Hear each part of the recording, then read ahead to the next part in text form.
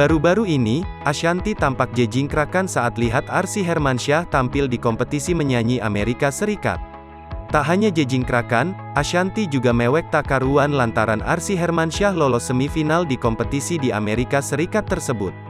Sejak kecil, Arsy memang kerap menghebohkan publik lantaran kegemarannya menyanyi. Namun siapa sangka, tak hanya Ashanty dan Anang yang jago nyanyi, putri kesayangan mereka, Arsy Hermansyah juga tampak mengikuti jejak orang tuanya bergelut di dunia tarik suara. Bukan itu saja, kegigihan Arsy dalam belajar musik juga diacungi jempol saat baru-baru ini mengikuti ajang kompetisi menyanyi di Amerika Serikat WCOPA 2022.